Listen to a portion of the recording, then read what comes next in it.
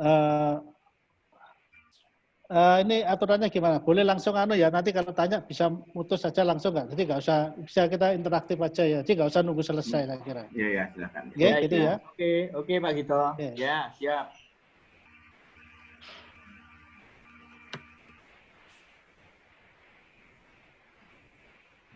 Oke, gambarnya ada udah kelihatan. Ya, sudah Pak.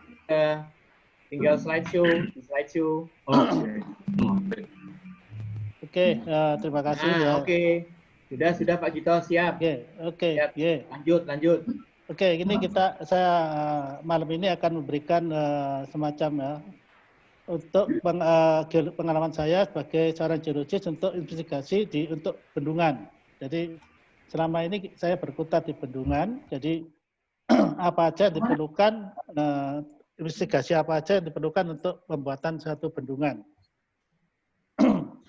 Jadi gini, jadi syarat-syaratnya adalah pertama harus ada air ya. Jadi air itu harus ada, baru nanti kita ke topografi maupun ke geologinya. Jadi nanti untuk suatu bendungan, syarat pertama adalah harus ada air, yang kedua topografinya dan geologi. Ya ini untuk secara umum, yaitu untuk penyajian data, untuk menentukan dan untuk mengevaluasi data-data yang ada yang kita dapatkan daripada diinvestigasi. Ya, skop daripada investigasi adalah ada penyelidikan lapangan terdiri dari surface geological mapping, core drilling, ada SPT, in situ vulnerability, terus ada geophysical, itu ada seismik maupun geoelektrik atau geolistrik, terus ada transcat, edit, ada test bit sama sampling untuk quarry. Ini ada yang kita kerjakan di lapangan. Jadi kita untuk vulnerability kita ingin mengetahui kelulusan air di daerah bendungan itu, macam itu. Jadi untuk geofisika itu seismik, terutama seismik itu mengetahui struktur-struktur dan batas-batas litologi ya, bukan litologi, batas-batas daripada kekerasan daripada batuan, karena di sini adalah kecepatan perambatan gelombang yang kita perlukan.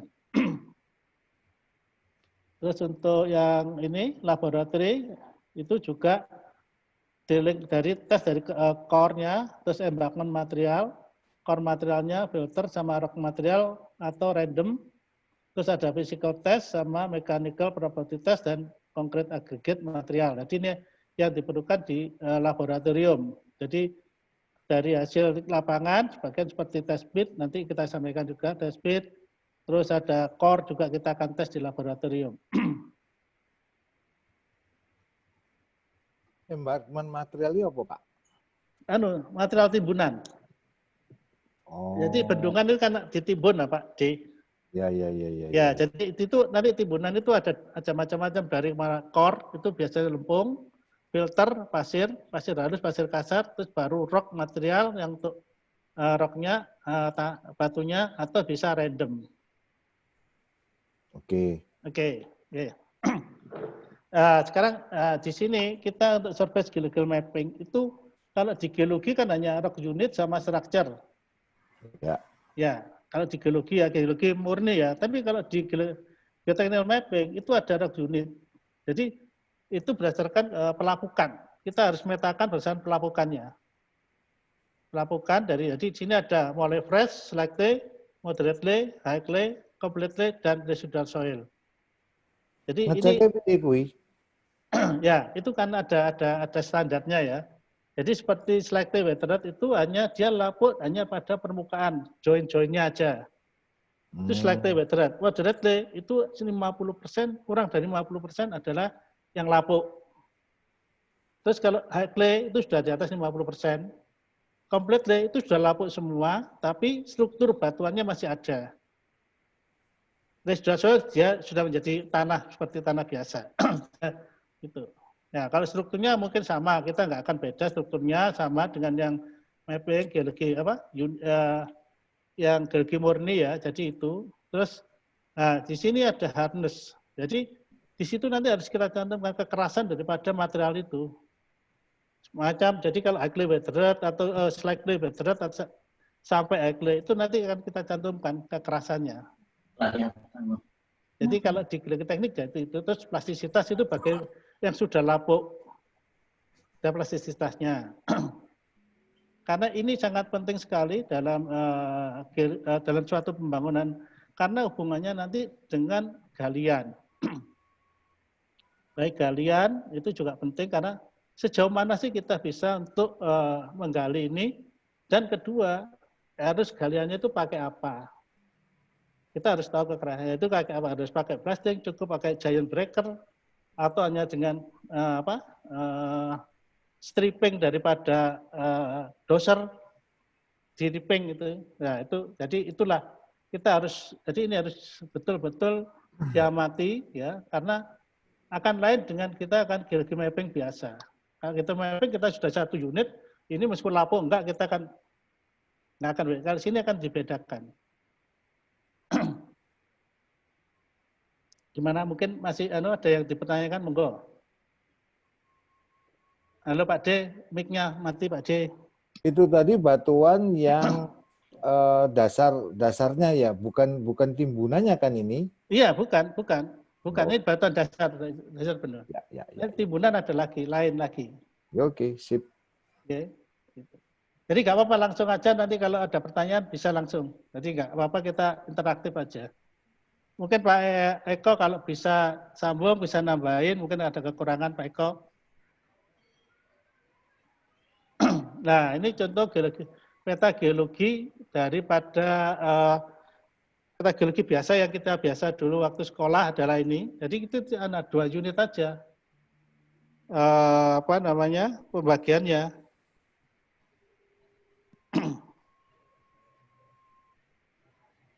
Ya, jadi yang ini endapan sungai, terus ini batuan ultramorfik, itu aja. Jadi nggak ada, ya kita seperti biasa aja, pemetaan biasa. Jadi yang dari peridotit, serpenit, dunit, jadi satu ini, ultramorfik ini. Sedang ini endapan sungai. Itu di mana Pak Kiai? Lokasi ini daerah Damsika. Oh.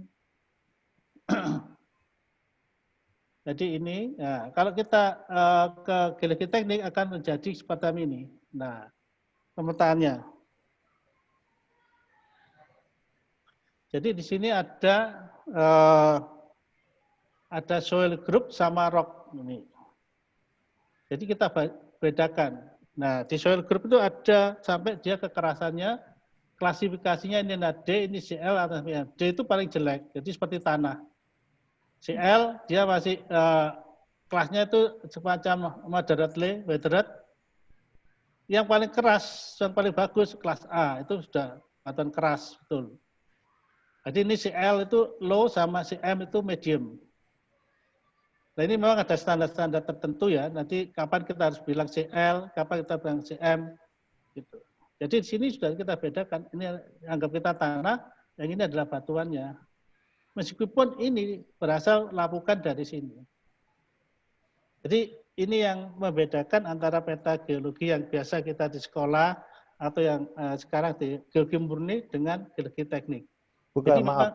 Yang merah tadi itu di petanya yang mana? Yang bawah yang mana? Ini. Nah, yang itu di petanya di mana nih? Ini. Ada kursornya ini, Pak. Sorry. Kayak konturku ya? Ya. Tanda tak kembalikan lagi.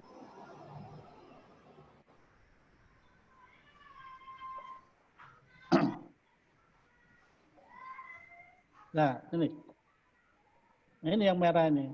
Nah. Soalnya ini coklat ya, ini merah. Iya. Soalnya enggak ini merah, sebenarnya kan campur dengan kontur itu loh, deh. Campur dengan kontur lain nih, kalau kita lihat sini merah ini, deh. Iya. Nah, ini yang hijau. Oke. Nah, ini yang hijau. Ini tetap yang endapan sungai tadi. Ini yang agak orange ini. Nah, ini.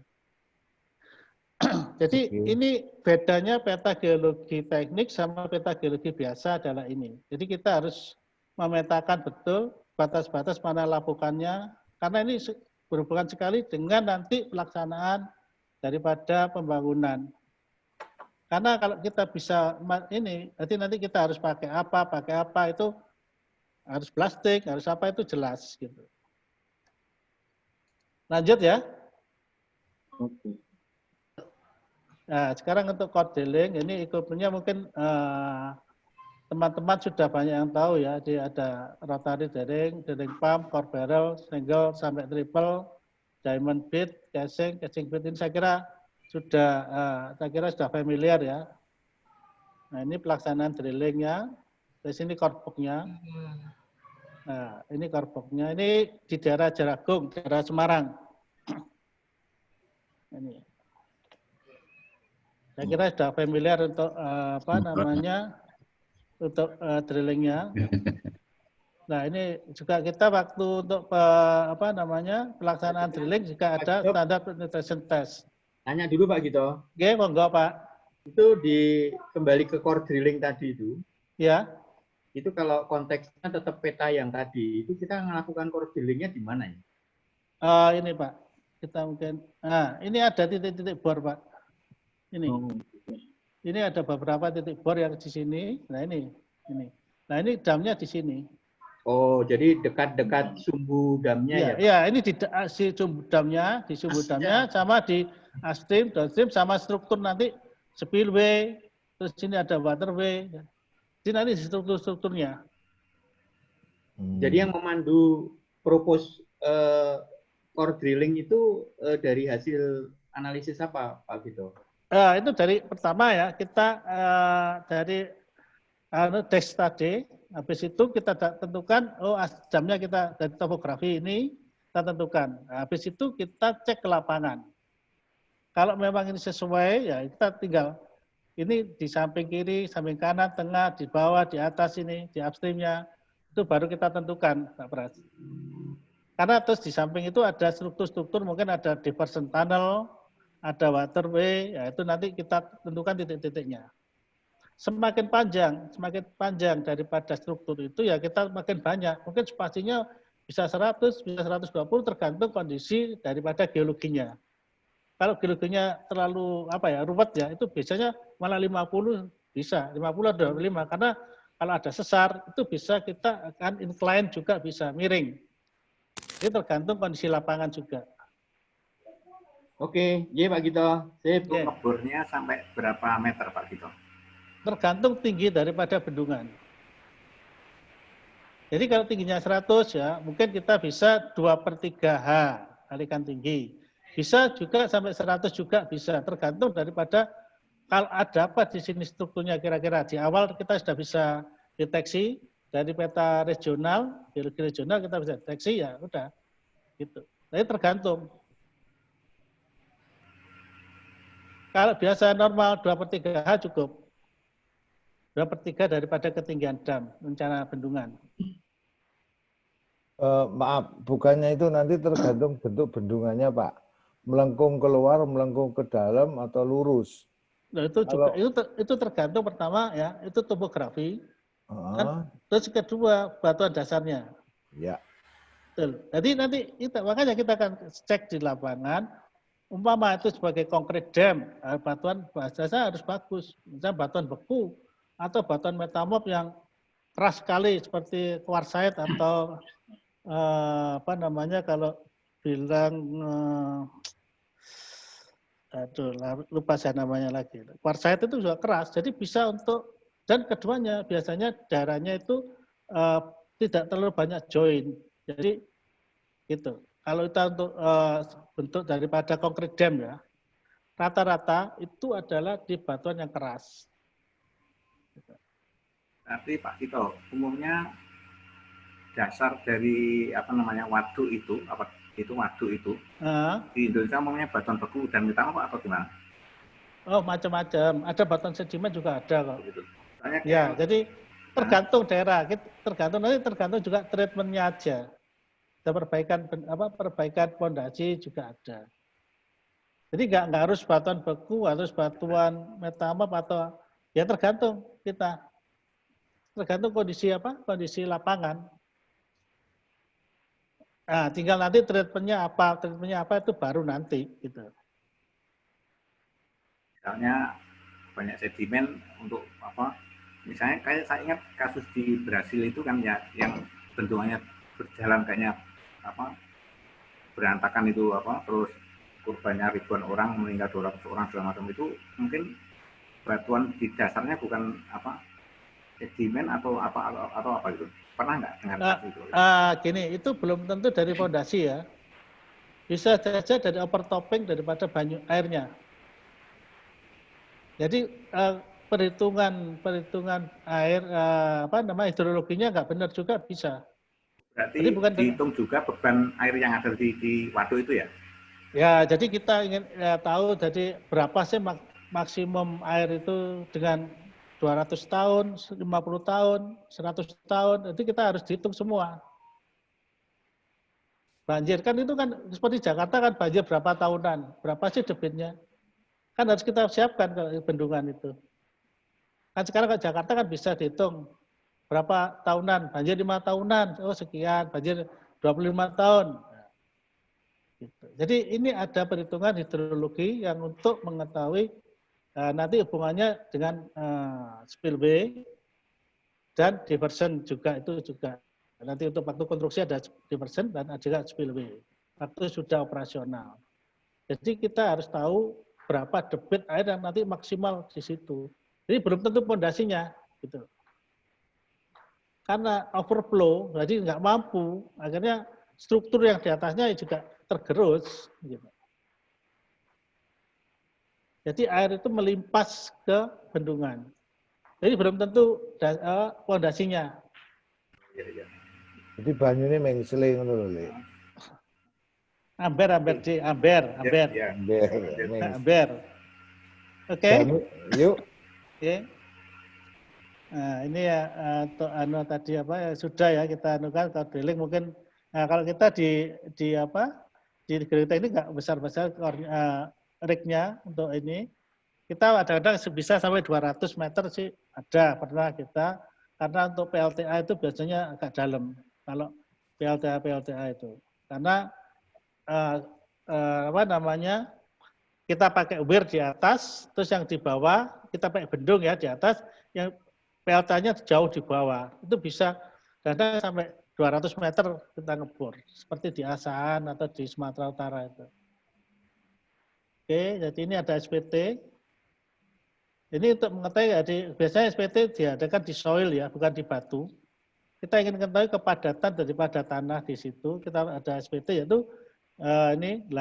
Jadi ini beban yang sebesar 63,5 kg dijatuhkan bebas 75 cm.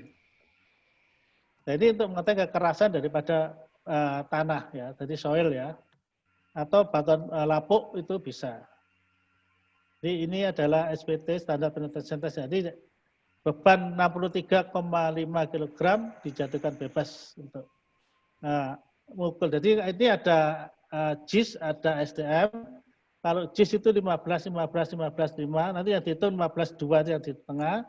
Terus kalau SDM 15, 10, 10, 10, 5. Jadi macam-macam tergantung daripada permintaan. Nah, jadi kalau ini ada nilai SPT-nya. Kalau SPT-nya itu pada pasir kurang dari 4 ada lepas, sangat lepas, 10 sampai 30 ada agak padat, 30 sampai 50 padat, lebih ya, sangat padat. Sedang untuk clay itu very soft, lebih kecil 2, soft, 24, firm, steep, very steep, hard. Ini sudah ada klasifikasi untuk tanah dengan hasil SPT itu. Nah, juga di waktu pemboran itu juga ada institut penabilitas. Ya, ini ada pakai lujen atau pakai juga ini yang lujen ini ada ya lujen. Ya ini juga bisa.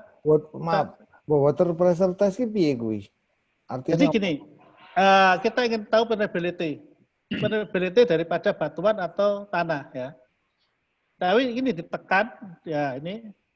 Jadi ini ditekan, air yang bertekanan kita masukkan dengan debit kita bisa baca dalam jangka waktu umpama 1 menit berapa liter dengan panjang berapa. Jadi kita ingin mengetahui permeabilitas daripada tanah atau batuan itu.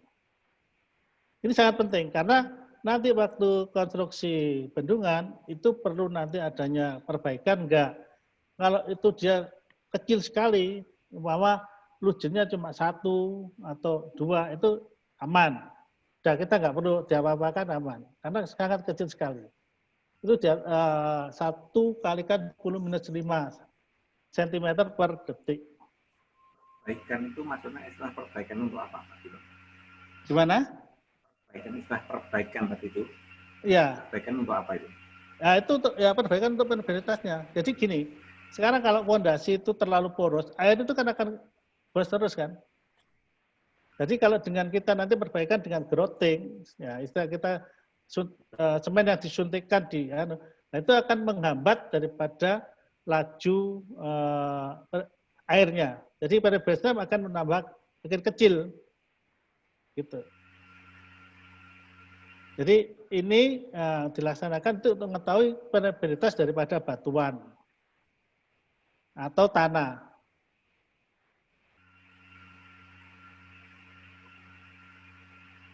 Oke, lanjut. Oke. Ini bisa kita vertikal atau incline. Jadi kalau kita bornya incline ya kita tesnya secara incline juga sama. Terus cuma tinggal hitung-hitungan hanya aja yang beda. Beda tekanan aja nih. Ini waktu pelaksanaan. Jadi ini ada flow meter. Nah ini ada pressure gauge yang untuk tekanan berapa. Ini air yang berapa yang masuk liter per menit biasanya gitu. Nah ini untuk reliability lah. Ini tadi yang kita sekarang juga ada RKD. Jadi tadi nanti ya kita kembali ke. Jadi kalau gini ya, RKD itu adalah kondisi batuan. Apabila kalau RKD-nya itu semakin tinggi, berarti batuan itu utuh.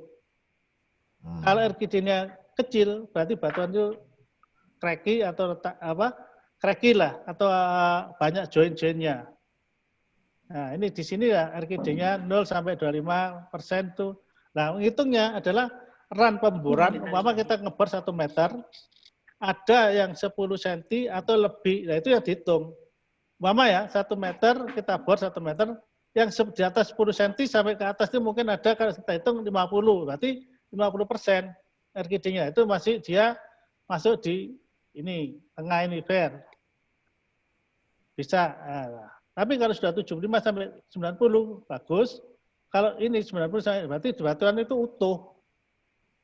Jadi di sini batuannya masif, jadi utuh. Ini kita kalau coba kita lihat di Carbox tadi. Nah, ini. Nah, seperti ini ya. Ini yang kita hitung ini di atas 10 cm, ini sini, ini kan hancur. Ini sampai sini sampai sini. Berarti ini lebih kurang 85% ini. Anggap aja ini 15 cm yang hancur. Nah, seperti ini 100%. Nah, ini bagus batuannya. Berarti batuannya itu masif gitu loh.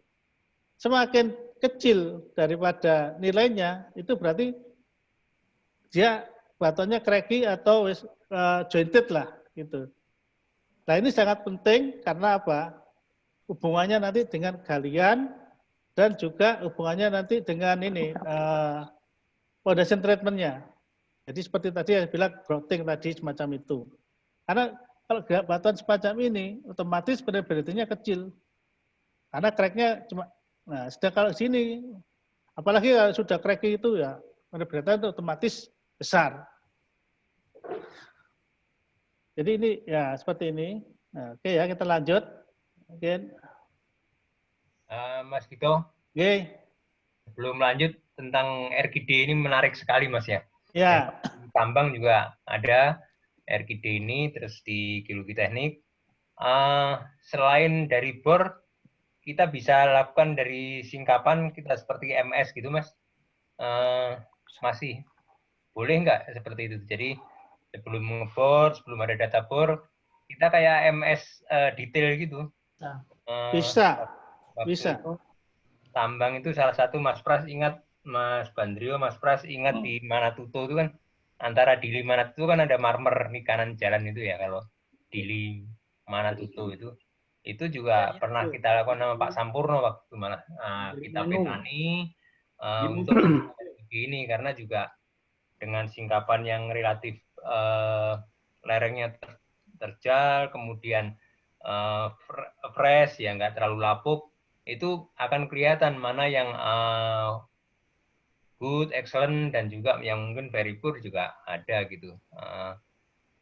Ini pertanyaan saya menegaskan aja, apa juga masih dipakai, karena saya udah lama sekali dulu waktu kursus sama Mas Sipek di Tekmira pun, Pak Gede Surate juga ngajarkan boleh sebelum ada data bor, data MS detail, geologi teknik, atau tambang itu bisa kita lakukan untuk menentukan RGD.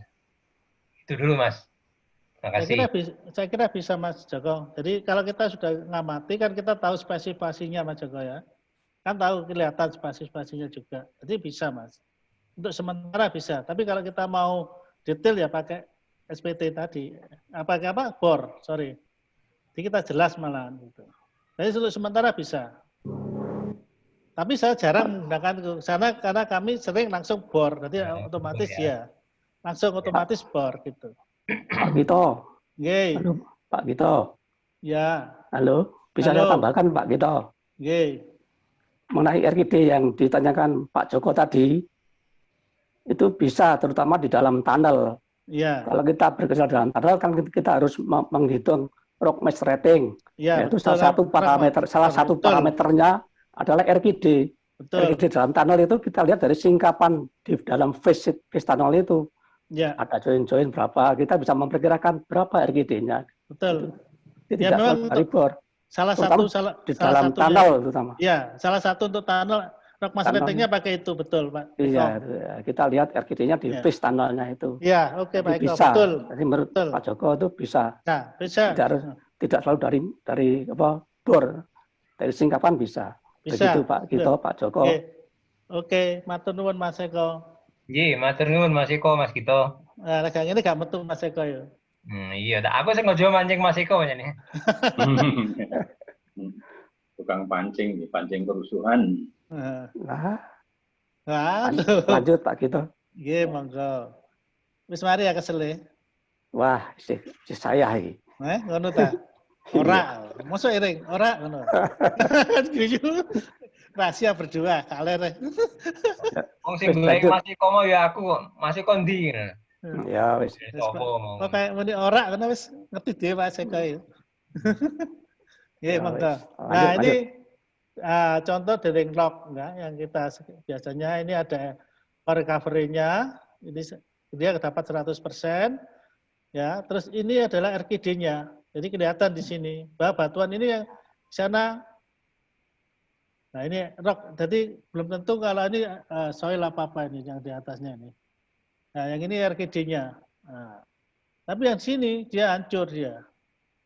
Kecil, RGD-nya kan kecil ini. Nah, ini kan besar ini.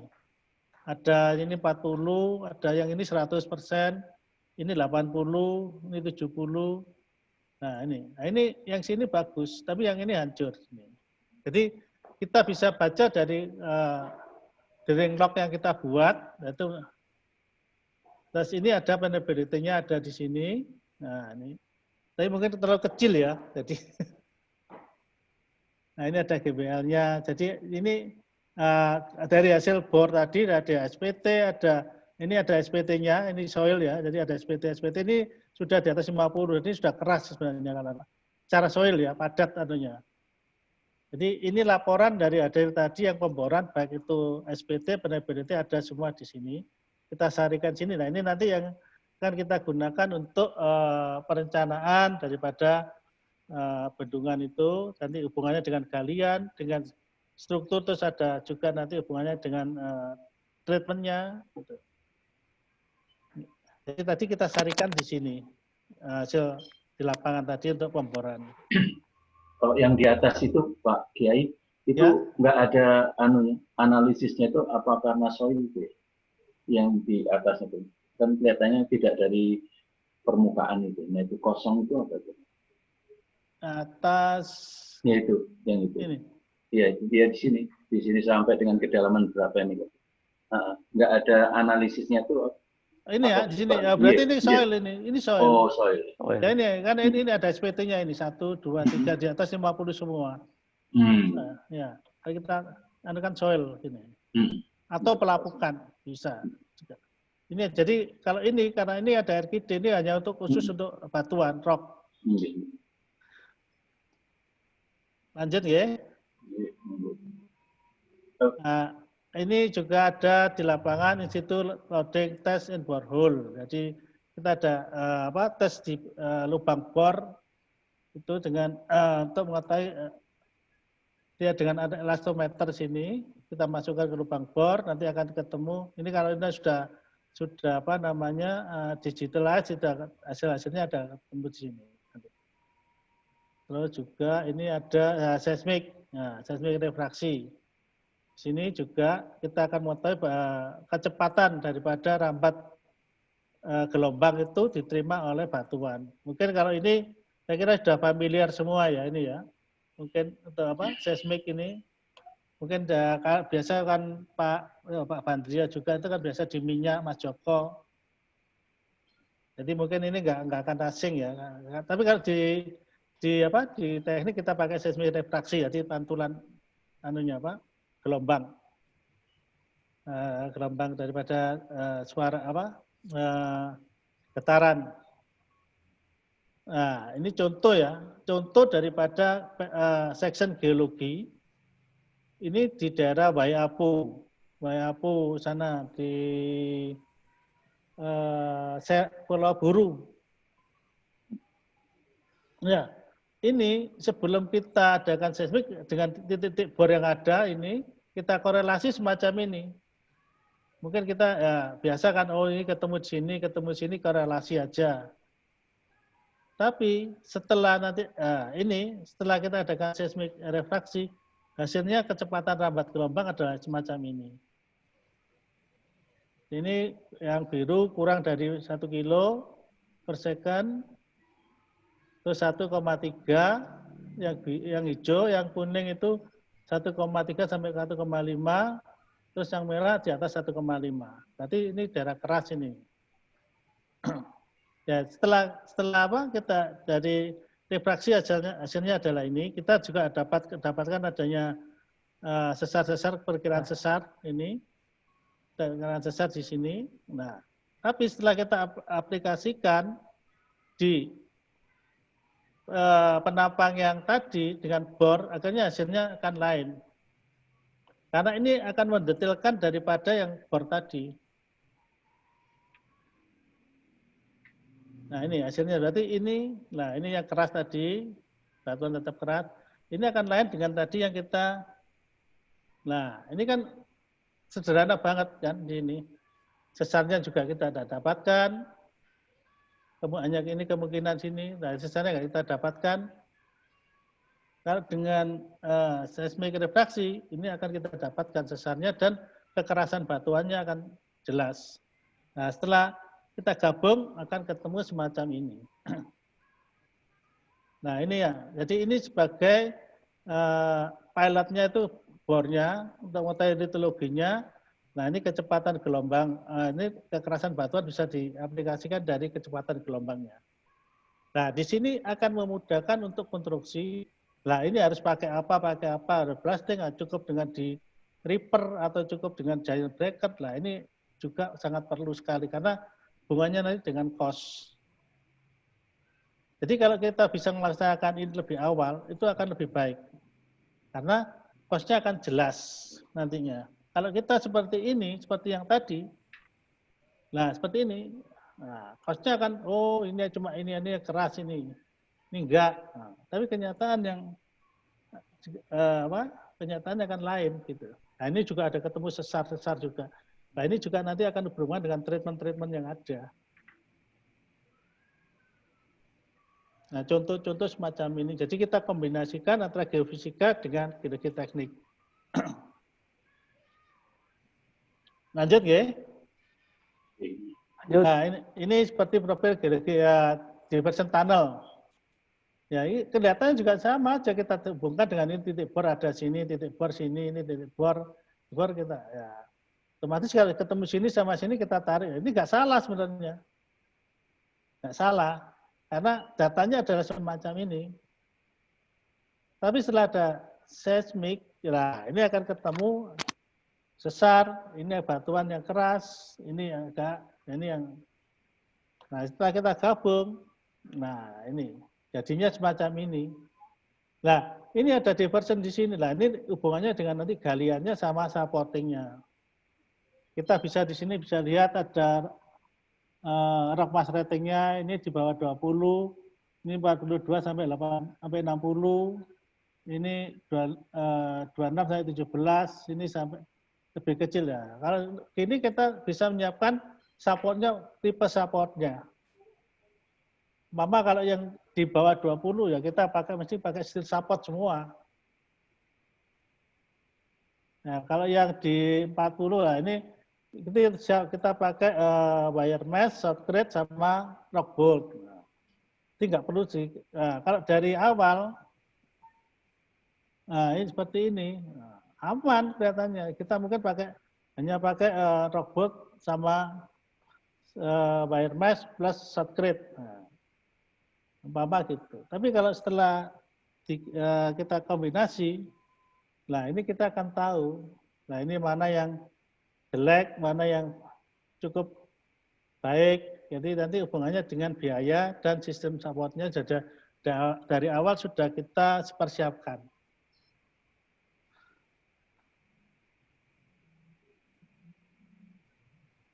Nah ini kita kemarin lagi kerjasama dengan temannya Mas Joko ini, dengan Emigas. Untuk semi diffraksi yang kita gunakan kemarin di proyek WAPU di Pulau Buru. Itu dulu wilayah jajannya Mas Arus Horizon tuh. Oh gitu. Bisa mulai itu. Ya, Arus. jadi ini adalah kelebihan daripada yang kita gunakan sekarang. Ini ya gelombang kan ada mirip dengan dinamit tapi ramah lingkungan. Tapi kita hanya dengan menggunakan angin aja. Kita mampatkan, kita lepas. Nah, sedang kalau dengan dinamit sekarang itu juga susah izinnya dan mahal dan biaya itu nggak bisa terpikirkan. Ini juga bisa dalam sampai 300-400 meter bisa. Ini juga sama. Nah, sedangkan dengan hammer itu nggak bisa dalam. Tapi banyak gangguan juga karena terlalu sensitif juga anunya. Ini mikrofonnya itu terlalu sensitif. Jadi ada orang jalan aja udah nggak bisa dalam juga gitu loh. Jadi sekarang kita kembangkan dengan Lemigas kemarin, kita gunakan line airgun untuk pekerjaan di WAPU Pulau Buru. Jadi ini yang sekarang lagi kita gunakan kan untuk di geologi teknik ini, yang kita aplikasikan ke geologi teknik. Jadi mungkin saya bisa nambah, Mas. Monggo, Mas Joko lah. Ini yang punya Lemigas ini. Biar menarik, mungkin ada Mas Arus, ada Mas Heri. Loh, Mas Heri kemana? Mau tak ajak ngomong. Jadi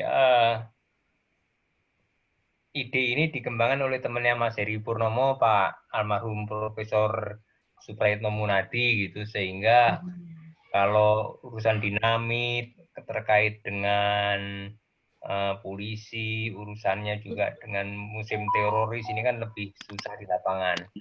Dulu Pak Profesor kami itu juga sempat ditahan juga gara-gara bawa dinamit, sehingga terpikirlah pakai line airgun ini tanpa dinamit, dan juga untuk Mas Kito atau Indra Karya pasca kegiatan ini kan harus merawat dinamit yang tersisa dan sebagainya. Kalau dengan ini mudah-mudahan tidak memikirkan itu ya, salah satu tugas, salah satu pekerjaan sudah bisa terselesaikan ya. Itu dulu. Kalau Pak Suprayitno Munadi teman baiknya Pak Mas Heri Purnomo karena udah lama di Lemigas juga. Itu dulu Mas Kito, makasih. Bisa sama Mas Mas Joko. Bisa nanya Mas Joko. Wis, monggo. Ya. Wah, ini saya tertarik nih seismik pakai ini apa sumber getarnya apa nih? Angin. Kompresor, angin ya. dimampatkan. Nah. Ya. Cocok sekali kalau untuk diversion tunnel ini saya kan sekarang kerja di Bendungan Bener ya. Nah, ini data bornya diversion tunnel itu sangat kurang. Ini kalau ada seismik seperti ini bisa lebih akurat. Cuman kendalanya di biayanya itu Mas Joko, kira-kira berapa kalau untuk panjang tunnel 1 kilo gitu? Wah, kalau tentang biaya malah udah Mas Gito yang sudah mendalami saya. Oh gitu. Secara umum aja, ini kan kalau Mas Prasetyo besok gedung tempat kerja saya yang di sebelah sayap kiri.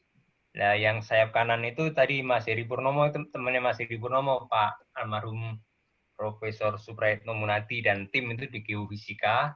Ini yang mengembangkan ini, dan Mas Gito yang tahu harganya mestinya. Tapi next time bisa kita, apalagi kalau di Bekasi, mampir dulu ke Cipulir, nggak jauh, Mas Eko, monggo nanti detailnya.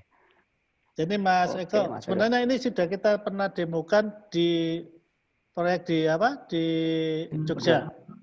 Sudah.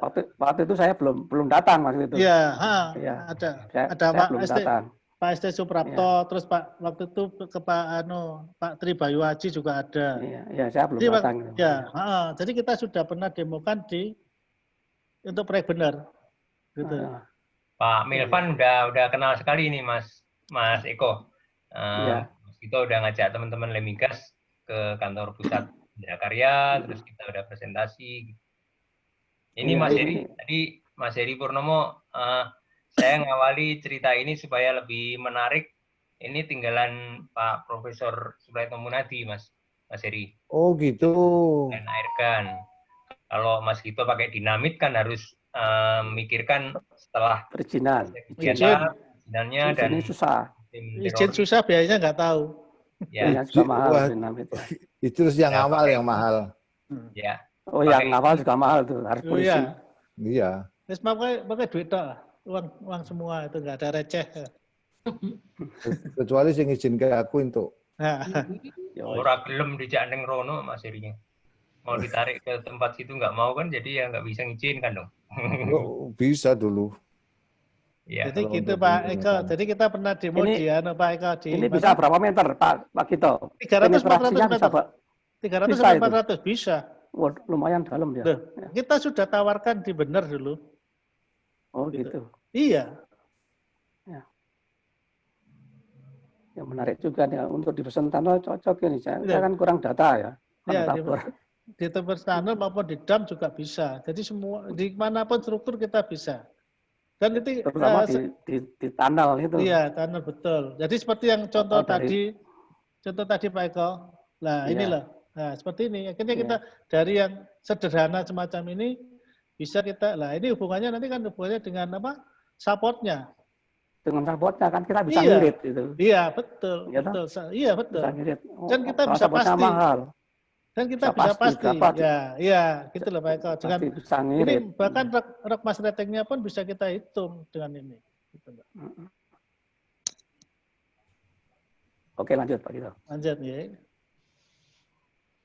Nah, ini contohnya. Jadi kita isi ini peralatan ini dengan dengan kompresor aja. Setelah itu nanti kita ledakan aja. Jadi kita lepas seperti ledakan dinamit aja, tapi ini perlu air aja di dalam air gitu loh. Nanti mungkin ada ini ya sebagai ini ilustrasinya adalah ini. Nah, cuma gitu aja. Paling ya teles. Pak Gito, berarti kemarin yang di-share itu ini ya? Yang apa? Iya. Yang di-share itu, di ke saya itu. Iya. Nah, saya nggak berani posting, nggak berani share karena saya nggak tahu terus terang. Nggak aman, ini pakai air aja. Nah, itu aja. Oh, jadi kita buat test speed ya, buat test speed terus kasih air. Iya, buat test speed kasih air. Nah, ini kalau di sungai sudah langsung bisa. Terus ini pakai geopon apa enggak itu? Pakai. Pakai Pak geopon betul. juga sama dengan sedikit biasa itu. Sama. Hanya sumber getarnya yang beda. Beda, iya. Gitu. Jadi ini ya, sumber getar lainnya sama. Sama. Pakai geopon juga ya. Iya. Bahkan sekarang ada geopon yang wireless juga. Oh gitu. Iya. Sudah kita coba di Nusana kemarin, wireless.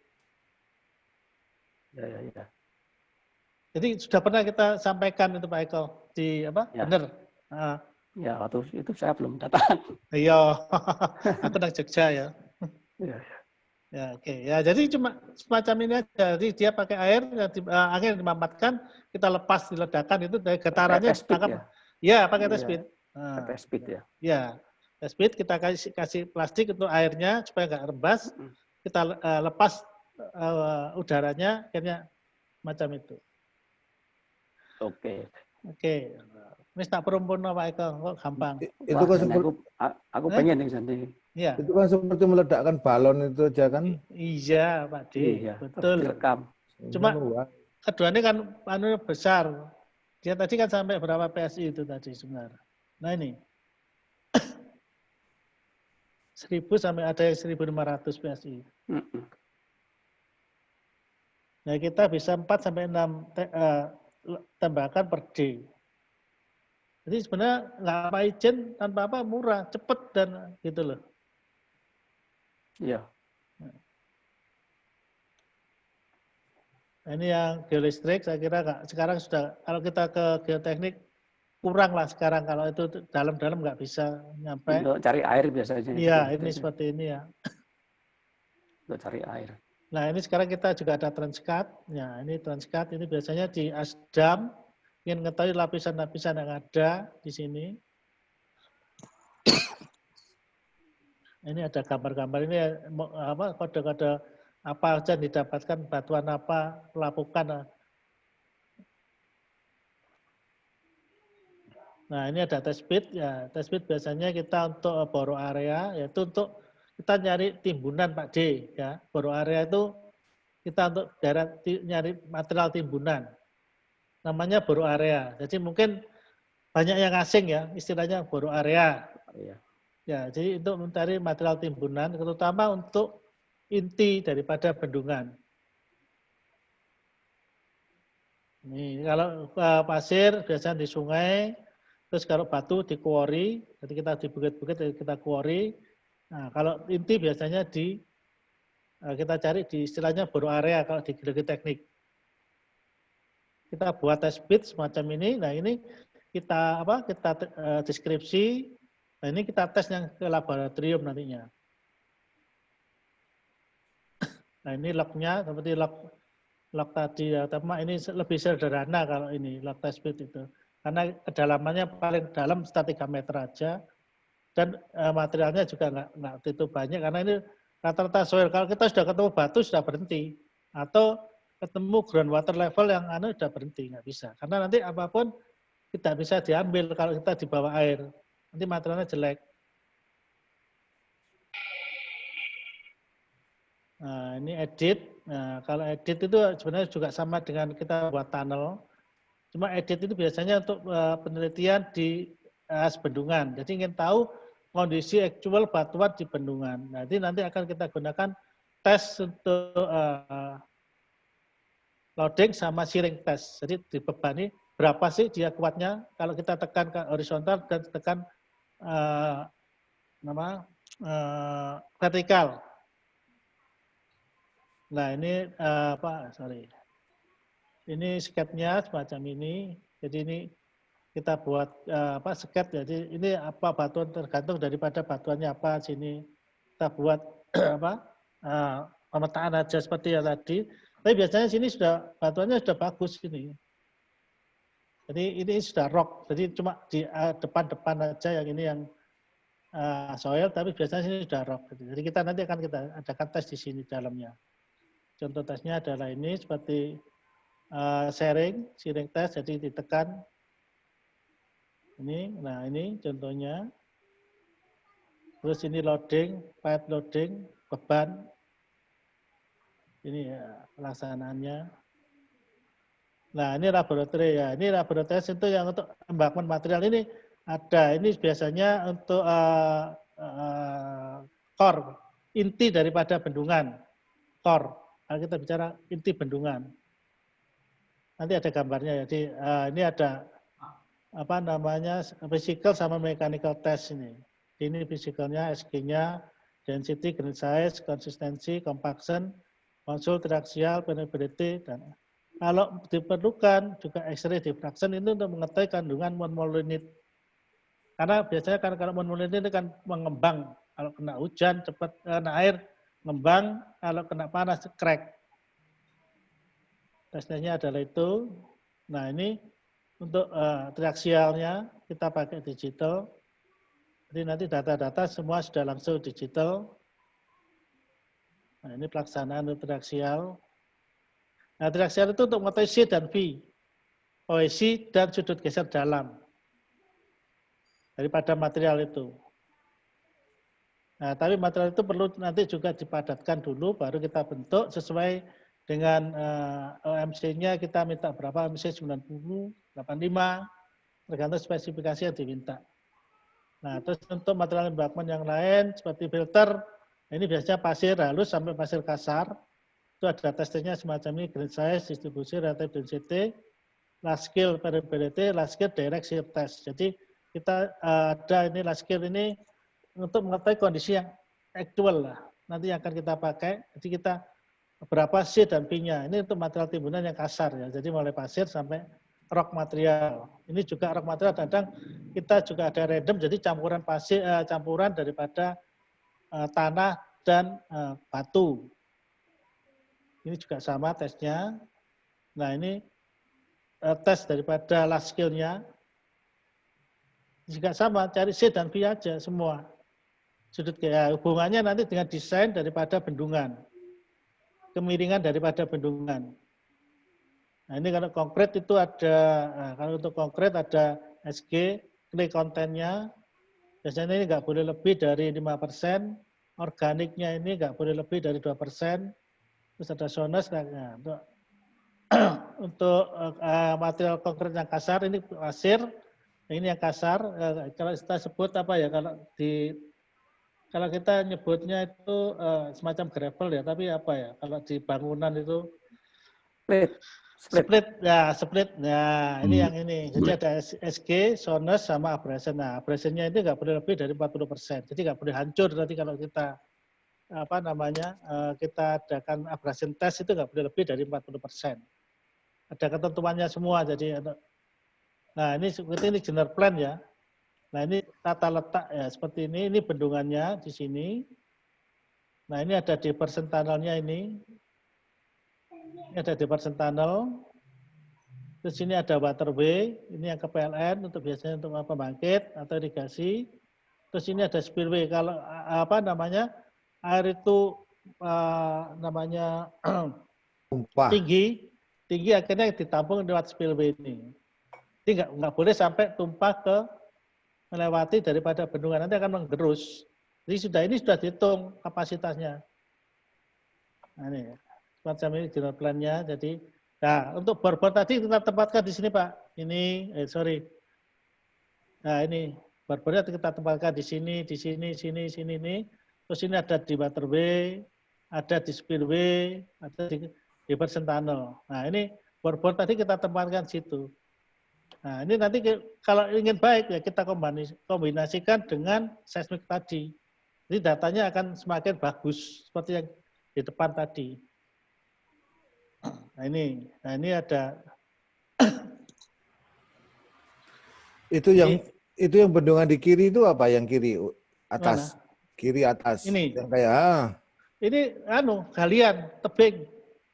Oh, terus yang depannya lagi? Sama, galian tebing juga. Ini. Depan sana, agak ke atas. Ini. Ke atas, ke kanan. Ini. Iya sama, galian tebing. Depannya? Sama. Ini baru sini ada waterway ini. Apa? Ada diversion tunnel sama spillway. Nah ini. Tapi ini berupa tunnel. Ya. Gitu. Nah ini waterway-nya ini diameter 3 meter. Kalau ini diameter 12 meter. Gede ya. Besar. Ini ada shaft-nya. Ini ada sub di sini, turun langsung ke apa namanya, ke diversion dulu, diversion pakai diversion, terus akhirnya kita pakai, setelah ini selesai kita pakai spill bay. Luncuran PLTA-nya berapa Pak panjang tuh terowongan tunnelnya itu? Tingginya. Oh, nggak tinggi, kalau ini sekitar nggak nanti 100, kita kira 70-an. Oh. Kecil kok, kecil. Ya. Nah, kecil. Oke, ya. Lah ini Pak jadi intinya itu adalah di sini tadi yang material yang ini biasanya clay lempung, tapi kadang-kadang juga ada, kalau yang bagus itu nggak clay murni, tapi ada batu-batu yang kecil-kecil itu malah lebih bagus. Terus ini adalah filternya ini, terus ini juga timbunan batu di sini. Nah ini tadi, ini kita tadi tes yang itu untuk triaxial, untuk yang ini, nah itu kita ingin tahu C dan B. C itu kohesi dan B-nya itu sumber geser dalam. Itu hubungannya dengan tegaknya ini. Bisa kalau kecil ya kita bisa makan lebar gitu loh. Jadi terus yang tadi yang ada laskir ya, untuk material-material ini juga hubungannya dengan itu. Karena untuk desain ini juga kita harus ada parameter. Nah, nanti dari ketemu itu nanti juga ada safety faktornya, juga ada 1.1 atau 1.2 tergantung daripada desainer untuk dam engineer-nya ini. Nah ini tadi ya, inilah Pak D yang nanti tadi yang gambar-gambar yang Pak D. Nah ini galian-galian ini. Nah ini. Oke. Jadi ini galian-galian ini yang apa ditanyakan tadi. Nah, itu. Maaf Pak, jadi ini bentuknya dam uruk ya? Ya, urukan batu. Oh, soalnya kan ini, ada dam yang satu sisinya kan curam banget itu. Nah ini kan yang ini. Kan ada yang lurus gitu kan? Oh, ada. itu concrete dam. Oke. Concrete dam. Itu lain lagi. Jadi dia. Batu Teki itu di mana, Pak Gito? Di Lampung. Oh, oke. Lampung. Iya, Lampung. Nah, ini yang PLTA-nya itu tadi, Pak. Jadi ini ketinggian bendungan cuma 120, tinggi 120. Nah, sementara ini yang tertinggi di Indonesia, sementara ini. Nanti yang akan tertinggi di tempatnya Pak Eko yang sekarang. 169. 169. Nah, ini. Ya. Ini dekat Jogja nanti. Kita bisa lihat ke sana nanti kalau Pak Eko masih di sana. Jadi itu 169. Sementara Batu Teki ada yang tertinggi 120 meter. Dunia yang paling tinggi berapa, Pak? Ya? Di dunia? Waduh, nggak hafal aku. Kalau ini di Asia Tenggara masih Cina itu di Cina biasanya tinggi itu. Ya, ini masih di Asia Tenggara tertinggi Mas Ian. 120. Oh, gitu. Iya.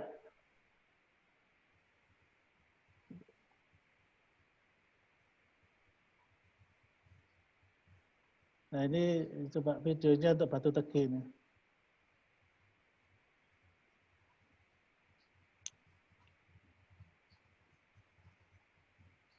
Karena suaranya ya? Masuk sih? Oh, no toh. Banter ki Pak Tito, ben krungu ini. Oh, banter lah. Ini ra krungu blas kok. Hah? Ra krungu blas.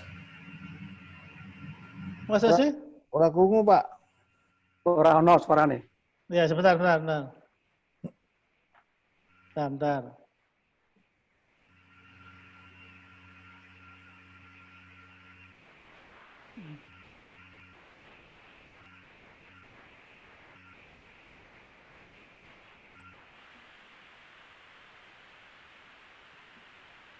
Nah, kuwi soundnya wis pol ya. Nah, wis. Ya, coba.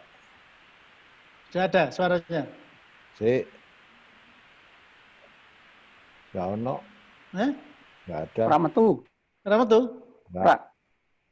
Terus sama nih saya ngomong. Kali gini, ya. Mungkin apa speakernya apa jenengan iki Pak Tito apa dicedhake apa dicedhake musike. Loh ya. Enggak, ini laku nganggo headset ya Pak Neno. Enggak metu ya? Enggak. Apa-apa, terus lanjut. Oke. Nah ini Pak D, yang spillway-nya ini Pak D. Nah ini spillway ini. Nah ini yang tadi galian-galian adalah ini Pak D. Yang nah. Itu pada waktu dibangun ya? Ini sudah operasional. Iya. Ya, sudah operasional. Panjang eksisnya berapa Pak gitu? Ini panjangnya 900 berapa gitu, 900-an. Nah, ini tempat listriknya di bawah ini.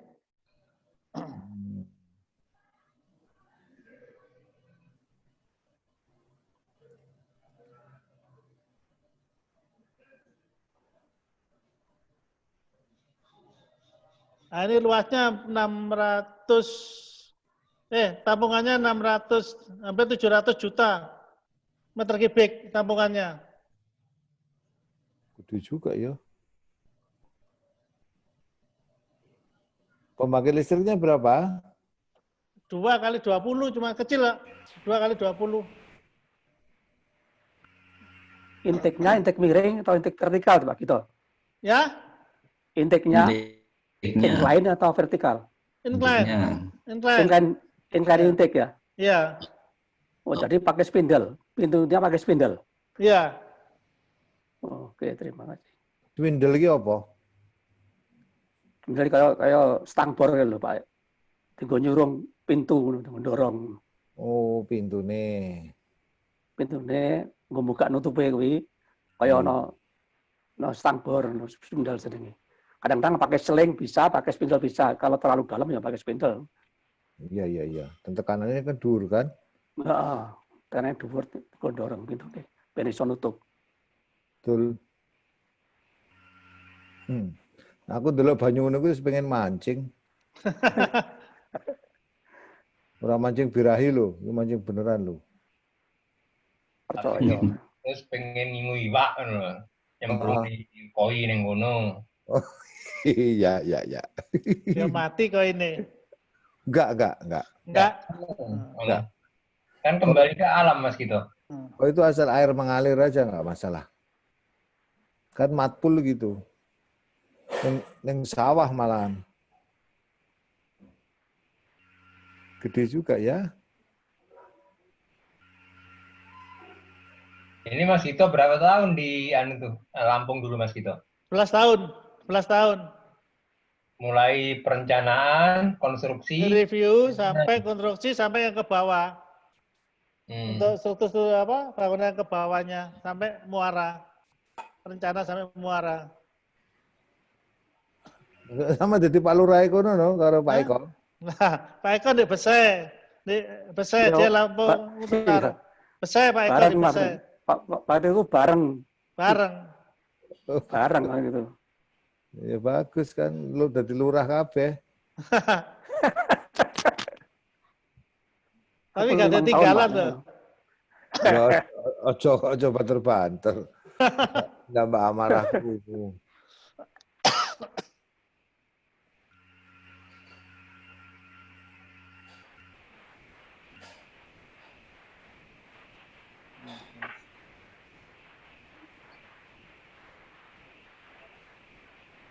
Itu kayak batu gamping ya? Bukan, kuarsit. Oh, kuarsit toh? Iya, kuarsit. Kuarsit? Iya. Metamorf. Iya, metamorf. Oh. Nah, udah. Saya kira cukup sekian dari kami. Mungkin ada bisa kita diskusikan. Nah, ini ada Pak Eko juga, pakarnya juga. Jadi nanti kita bisa kolaborasi. Ada Mas Bob, lengkap pokoknya malam ini. Ada Mbak Wiwi, Pak Amara. Monggo, sekarang kalau mau diskusi, monggo. Apa yang bisa ditanyakan, bisa kami jawab. Mungkin bisa dibantu Mas Eko, yang lain-lain. Jadi ini cuma tadi kita sampaikan untuk investigasi aja ya. Belum nanti ada konstruksinya lain lagi. Di tugas-tugas geologis nanti dikonstruksi juga lain. Sekarang lagi dilaksanakan Mas Eko BS ini yang di Bendungan Bener. nggak jauh dari Jogja. Mungkin bisa nanti sebagai ekskursi mahasiswa juga bisa itu. Lokasinya sebelah mana itu Pak Kiai? Apa lokasinya mana? Yang benar itu tadinya. Nah itu yang ada, yang punya di atas itu. Nanti tanya Pak Eko aja yang jelas. Saya juga cuma 2 kali ke sana, baru 2 kali. Pak Eko itu yang Purworejo, Pak. Di Purworejo. Di Purworejo. Oh, Purworejo. Dari kota Purworejonya ngalor berarti ya. Kecamatan Bener itu loh, yang arah Wonosobo. Dari Purworejo ke arah Wonosobo, Kecamatan Bener itu di sana. Itu sekarang tahapnya sampai di mana, Pak Eko? Sekarang konstruksi, tapi karena lahan belum bebas, ya isi nggak jalan truk. Akses road aja. Akses road. Iya. Belum ada pengupasan lalu belum. Ada, tapi baru untuk jalan masuk dan jalan kerja gitu. Karena lahannya belum bebas. Sama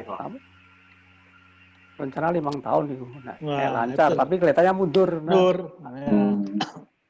Itu ada lahan belum bebas, ada COVID juga, ini berpengaruh juga. Ya, mungkin ekskursi mahasiswa kan dekat aja gitu loh. Nah ini saya sedikit tanya ya Pak Kiai sama Pak Eko. Kemarin kan sempat diunduh di WA itu ada kasus yang di mana Pak kemarin Pak Kiai kemarin. Lalu? Yang batuannya itu kalau mungkin secara geologi kan dia termasuk muda umur Pleistosen itu batu formasi dari di mana kemarin itu? Bendungan Jawa Timur itu Pak, di Jawa Timur. Jawa Timur. Ya, Nganjuk ya.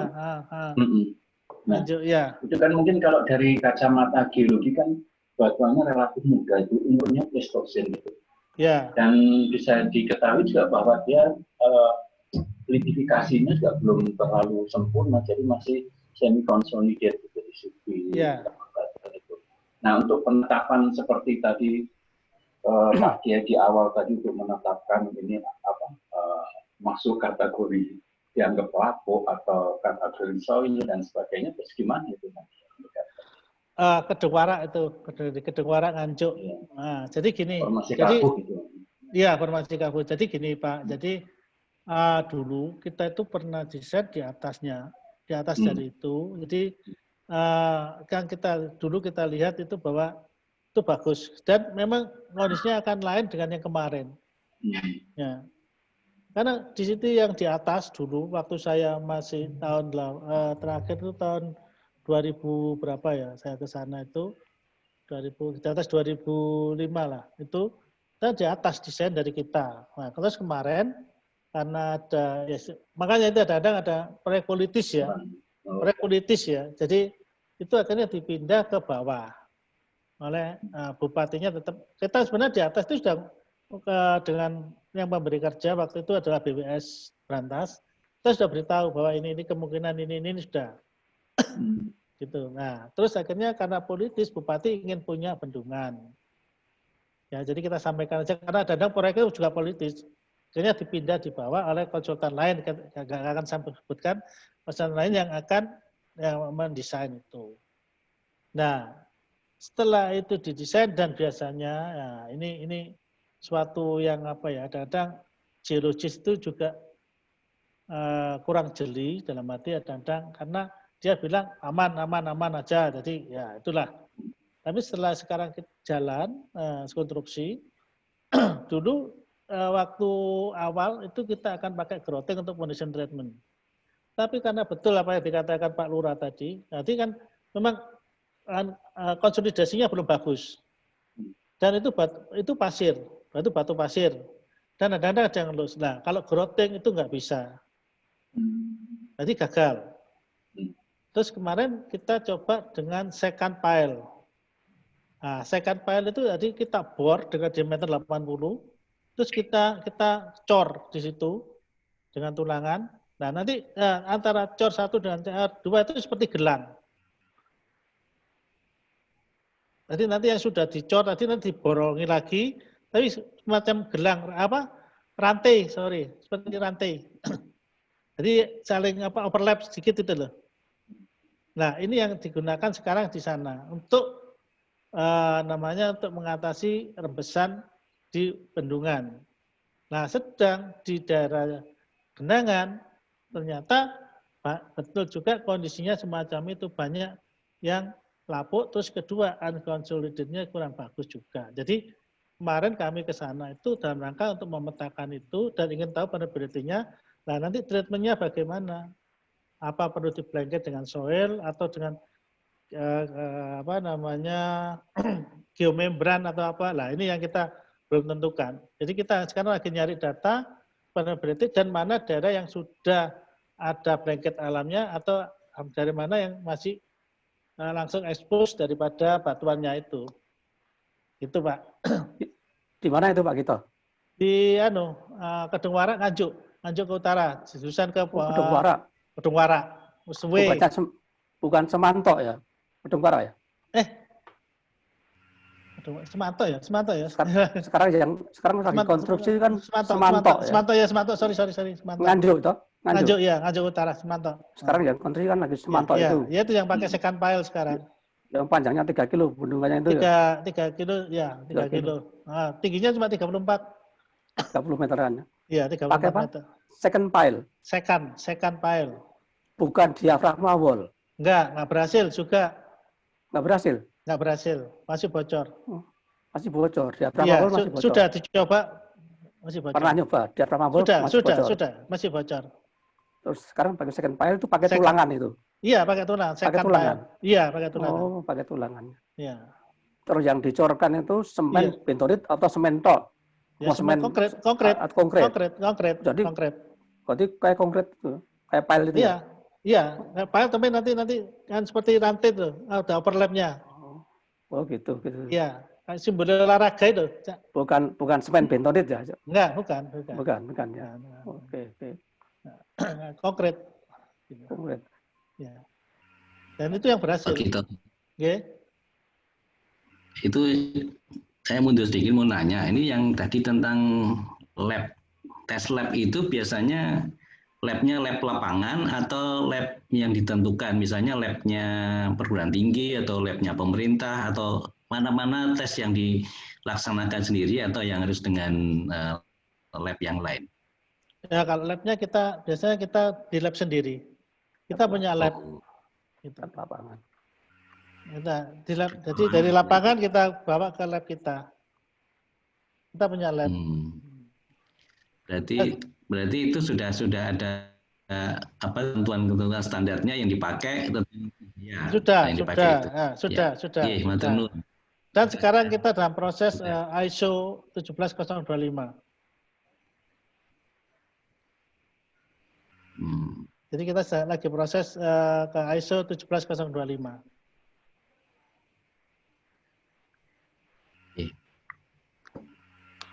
Terus kalau tentang titik bor agak mundur sedikit, tadi apakah ada kriteria berapa jumlah titik yang harus dibuat untuk boringnya itu atau lihat kondisi lapangan dari mappingnya tadi? Iya, lihat kondisi lapangan. Jadi nggak ada kriteria yang coba ada. Biasanya kalau kalau ada kita dulu ya, zaman dulu dengan Nippon Kui, bisa kita ada grade juga, kita grade, tapi kalau sekarang itu tergantung dana ya, juga dia agak susah. Kalau kita bicara ideal itu sekarang susah, karena tergantung dana. Kadang cukup segini aja lah, inilah kadang jadi beban daripada seorang geologis itu di situ. Benar. Karena kita terbentur oleh dana, kadang itu. Kalau dulu kita dengan masih tahun-tahun 80-an, kita senang, bornya mesti banyak. Karena apa? Kita ingin tahu data sebesar-besarnya. Nah sekarang itu enggak. Adanya cuma segini lah, harus selesai. Harus menyesuaikan semua data itu. Lah ini yang kadang jadi tantangan bagi seorang geologis ya. Iya. Nah, ini loh Pak Eko juga ngalami, jadi tahu persis. Iya benar. Di balik uangnya segini dicukup kayak gitu kan. Nah, itu yang agak susah. Iya, gitu loh. Susah sekarang. Sekarang susah, gitu. Bukannya Pak Basuki orang bendungan, orang geologi teknik, jadi PU-nya bisa lebih support dana di situ, Pak Gito? Enggak juga, gitu. Jadi enggak bisa gitu. Jadi karena kadang-kadang terbentur dengan anggaran. Nah, seperti Pak Eko bilang tadi, seperti yang di daerah diversion tunnel ya, dia kurang data. Sekarang susah dia. Karena nanti dia akan menentukan supportnya bagaimana, apa harus galiannya harus pakai apa, ini susah. Tapi kalau kita punya dana dengan bisa kita adakan seperti seismik tadi, seismik refraksi, akan jelas semua, jadi nanti kan mudah, sangat-sangat mudah. Bagi geodesinya pun juga enak, untuk interpretasinya lebih mudah, karena datanya lengkap. Nah, kalau kita desain gini belum tentu, di lapangan bisa sesuai dengan itu, karena kadang-kadang kan kalau bor aja kan jaraknya spasinya juga kadang-kadang panjang. Pernah kita itu hampir 1 kilo cuma dikasih 3 titik, lah itu susahnya interpretasinya kan blenger lah istilahnya. Iya. Nah iya, kita harus coba untuk ya dengan sikapan-sikapan yang ada, karena dananya terbatas. Ya itu yang jadi tantangan bagi kita. Kalau dananya ada ya kita senang aja dengan banyak bor, terus banyak dengan macam-macam penyelidikan, sangat senang kami. Berarti termasuk juga bendungan yang punya perusahaan, misalnya punya Exxon di Cepu, yang saya pernah nanya datanya ke Mas Eko ya, itu juga ikut-ikutan PU dong, dananya dibatasin juga kalau yang punya Exxon. Saya tahu saya tidak kalau Exxon. Ini tergantung daripada perusahaan itu juga ya. Jadi enggak kalau dananya lain. Kalau Exxon kan Exxon sendiri kan. Bukan dari PU kan? Iya, makanya takutnya enggak. Jadi kita juga sekarang agak di Pomala untuk Teleng Dam itu juga enggak. Jadi memang biasanya kalau kita dengan perusahaan-perusahaan itu akan sesuai dengan jadi sesuai dengan mereka inginkan dan dananya itu juga nggak terbatas gitu. Namanya memang diperlukan itu. Ya, kita dengan Krakatau Steel aja sama kok, kita bisa leluasa gitu. Ya memang dia punya patokan berapa sekian ya. Ya kita bisa paling enggak itu bisa minimal itu memenuhi kebutuhan itu bisa. Kalau dengan pemerintah itu yang agak susah karena dananya sudah dipatok gitu loh. Kadang-kadang yang buat anggaran itu nggak tahu masalahnya, sering gitu.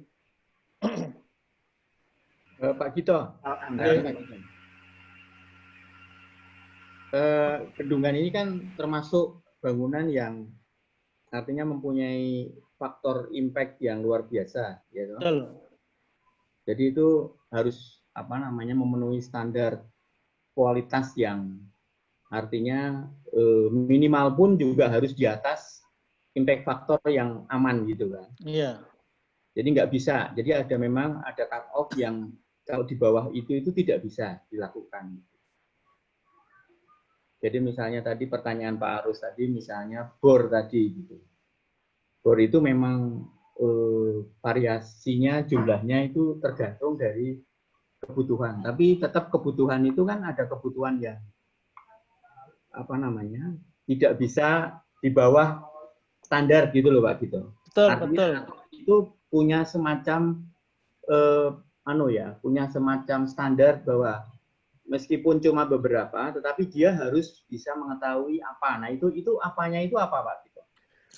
Ya itu tergantung juga pertama kita gini Pak Pras. Jadi kita harus kondisi lapangan juga itu sangat berpengaruh. Jadi kita ingin tahu juga harus tahu macam batuannya apa di situ, strukturnya. Nah itu juga nanti kalau kita sudah tahu itu kita akan meletakkan bor-bor itu sesuai dengan kebutuhan kita. Jadi umpama ada struktur di situ ada sesar, kita harus dapatkan sesar itu. Ya itu harus kita dapatkan. Terus umpama perbedaan daripada litologi ya itu juga harus kita tahu juga. Jadi memang tergantung daripada kondisi lapangan. Nah kalau kita nge-plan sendiri akan lain dengan pemerintah yang nge-plan karena pemerintah biasanya wes bornya cukup sekitar 500 meter terus dibagi. Nah kita enggak, ini harus kedalaman sini, ini posisinya. Itu kita lebih enak. Jadi kadang itu terbentur oleh dana yang tidak mencukupi. Itu jadi kadang minimal pun kadang-kadang nggak ada. Akhirnya untuk diadakan lagi tahun depan, macam-macam itu. Jadi nanti sekarang itu nggak sekali jadi, tapi ada bertahap. Itu Pak Pras, untuk memenuhi itu. Kalau dulu bisa, waktu zaman-zaman tahun 80-an itu bisa enak kita. Jadi bor-bornya itu kita sudah satu sekali jalan itu sudah dapat semuanya. Gitu. Nah sekarang ini karena keterbatasan dana biasanya bertahap. Gitu. Oke, jadi bertahap itu maksudnya tetap tidak boleh melebihi di bawah minimal level standar ya, tadi. Iya, betul. Jadi Pak Gito sendiri tidak akan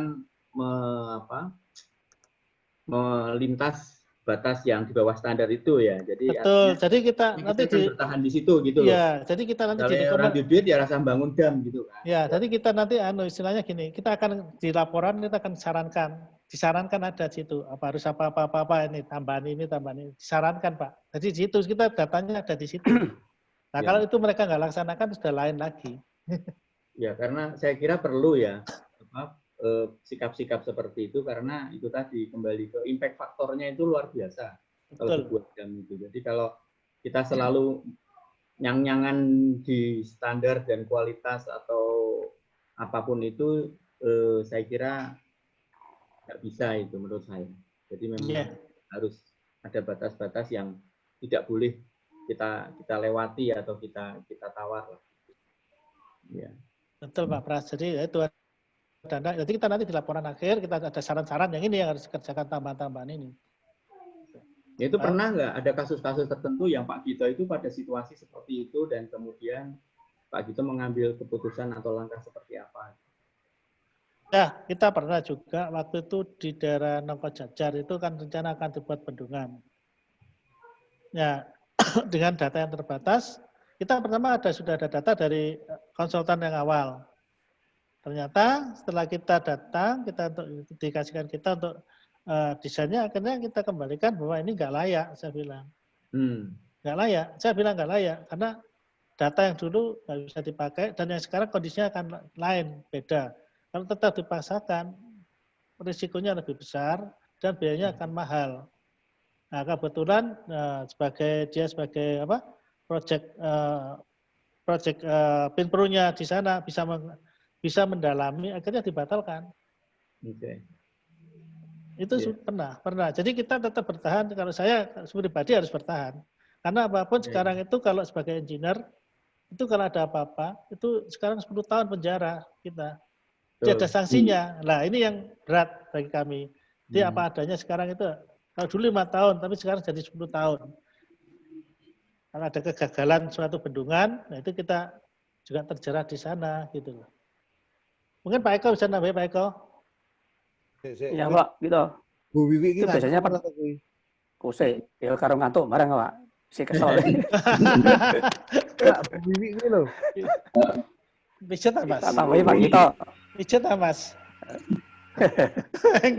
Biasanya ya Pak Gito.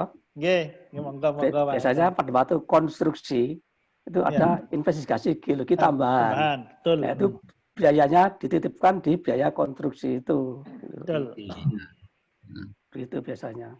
Yeah. Ada investigasi geologi tambahan. Seperti yang saya lakukan sekarang itu, banyak bor-bor tambahan itu. Nah, biayanya siapa yang tanggung? Masukkan di biaya konstruksi, dititipkan. Gitu. Iya betul itu. Juga sama, semua sama kita ada. Iya. Untuk nambah data itu. Iya. Iya. Jadi tetap yang utama adalah kualitas data ya Pak Eko ya.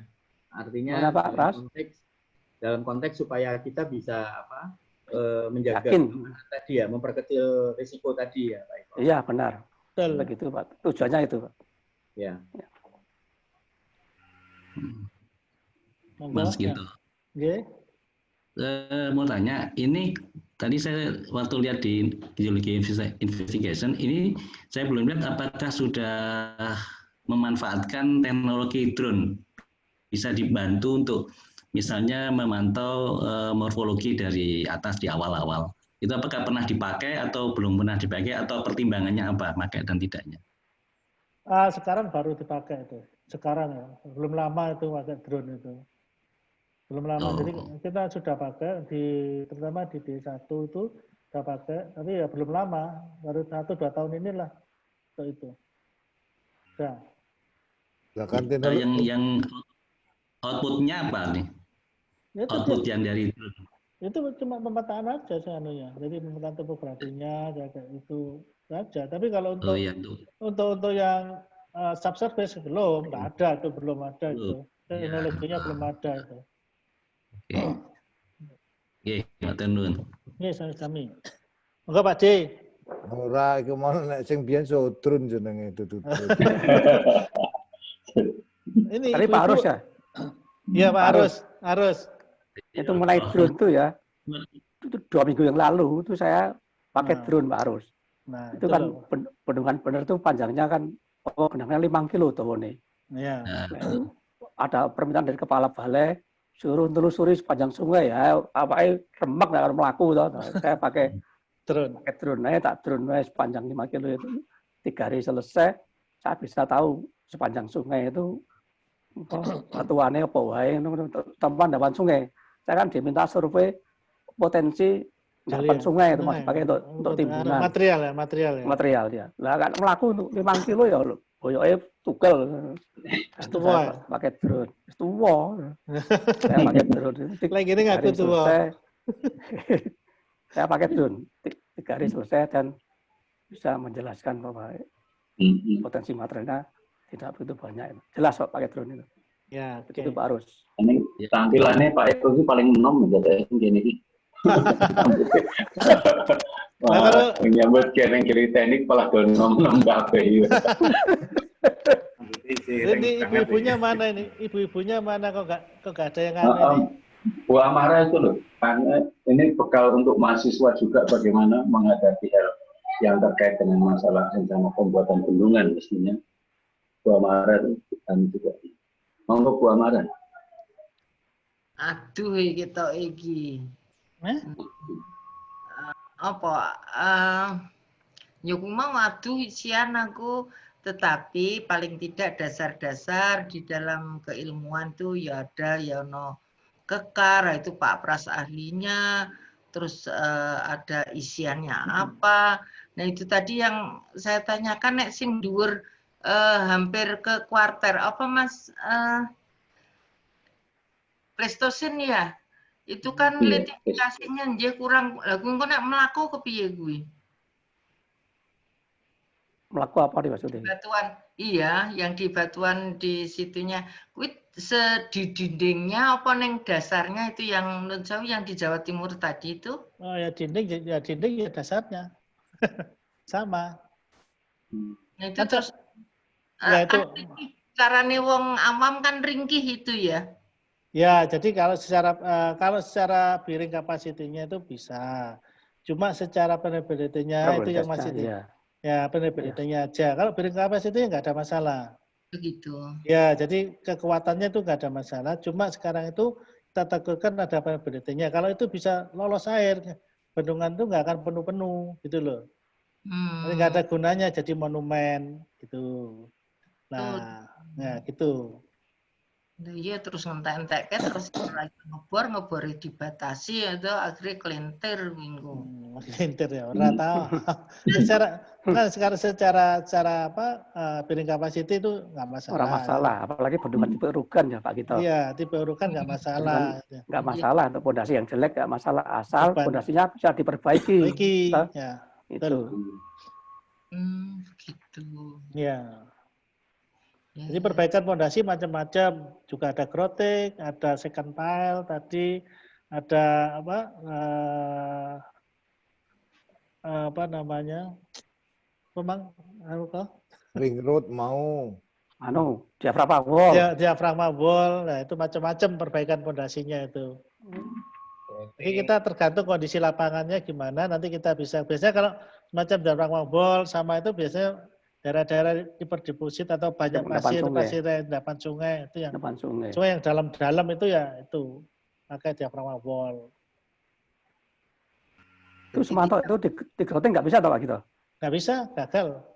Kenapa? Nggak mau masuk? Nggak mau masuk di pasir. Tapi kan perbedaannya tinggi. Itu kan -3 toh? -3 sampai -4. Tapi kan pasir kan ke pasir kan kena sebenarnya gumpal aja nggak bisa lari. Berarti kayak bajul mati itu ya kondisinya. Mirip gitu.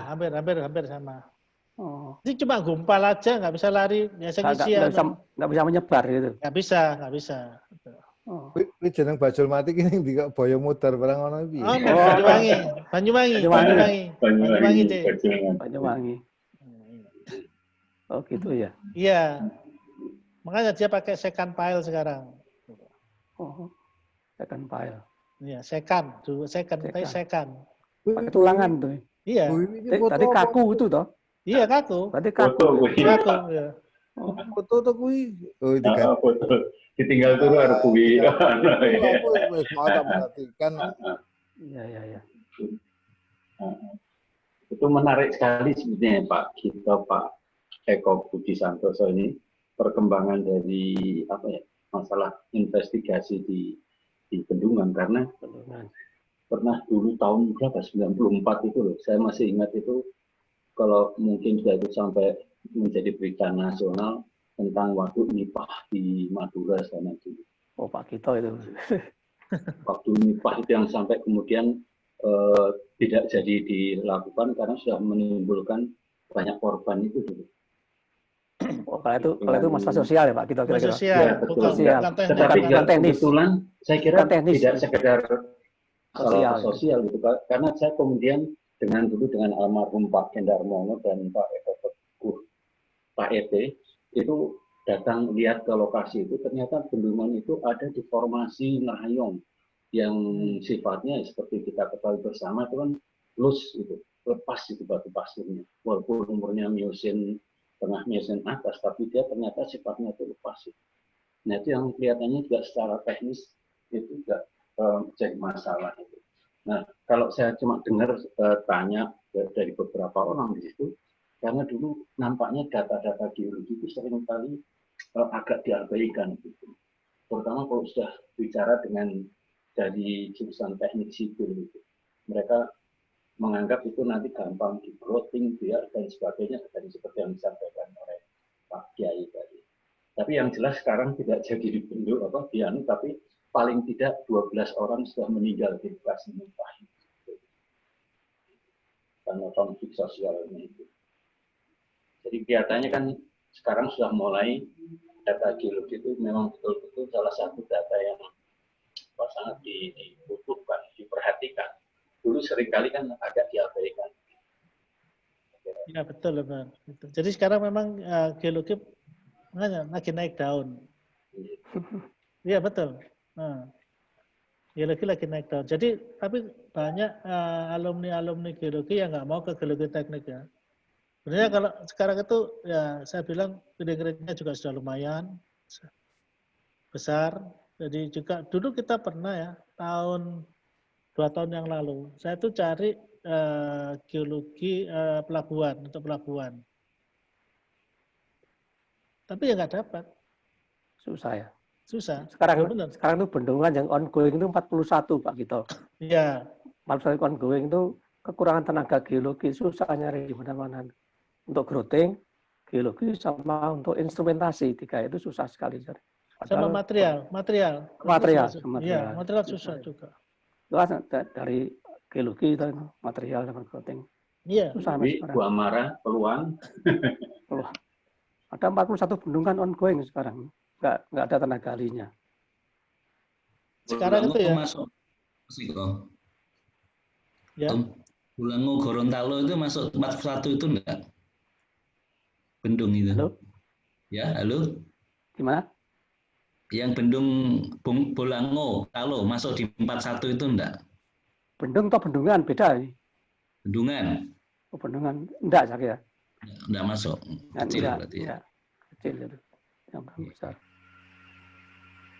Jadi tantangan bagi itu Bapak Ibu dosen ini ya. Untuk geologi teknik memang sangat kurang sekali. Dan sekarang kita tuh nggak kalah kok dengan tambang. Berarti Pak Kito harus ada sosialisasi ke kampus-kampus ini soal geoteknik. Ya itu Pak. Pak Eko Budi Santoso ada di Bener. Kapan-kapan main ke Jogja atau bisa pakai virtual gini untuk geologi teknik? Ya nanti kalau ada waktu kita mampir.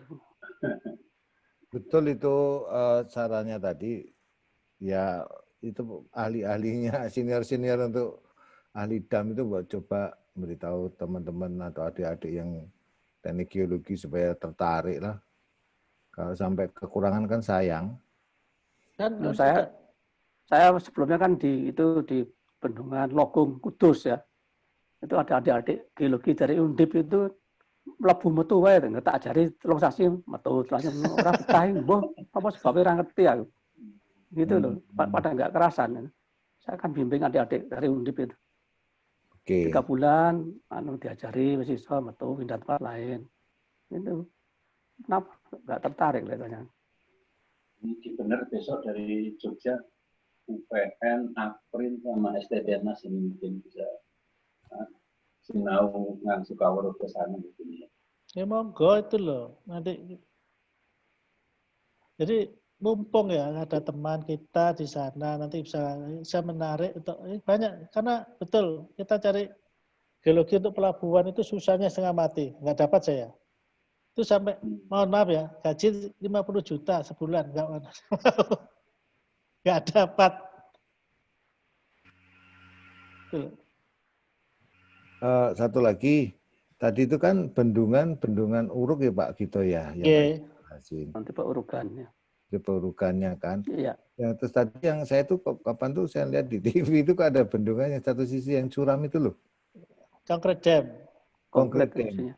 Di Indonesia banyak enggak di Indonesia? Ada di Asahan kalau nggak salah. Asahan. Asahan tok. Iya.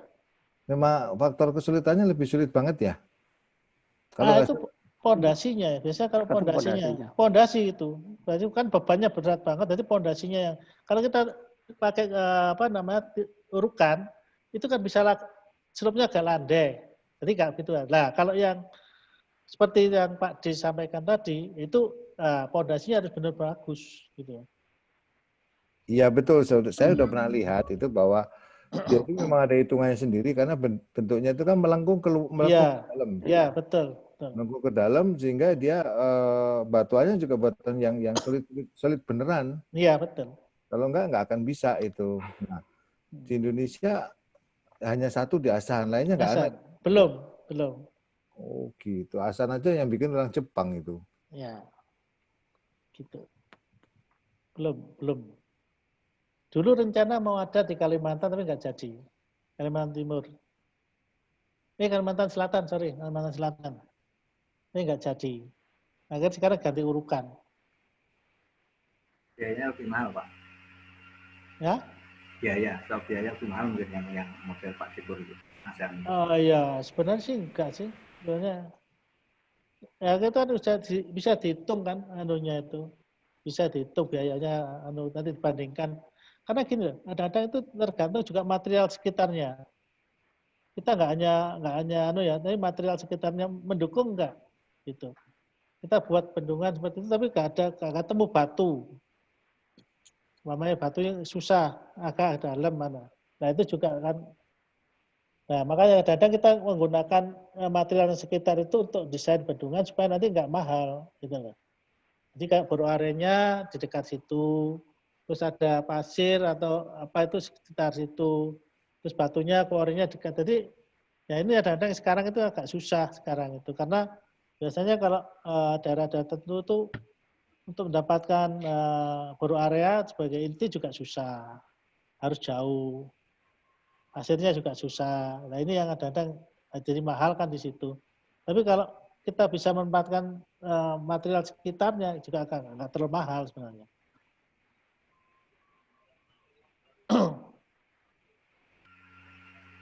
Pak Gito tanya Pak Gito.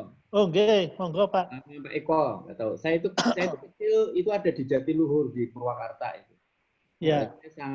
Memori saya kuat sekali mengingat bendungan Jatiluhur itu.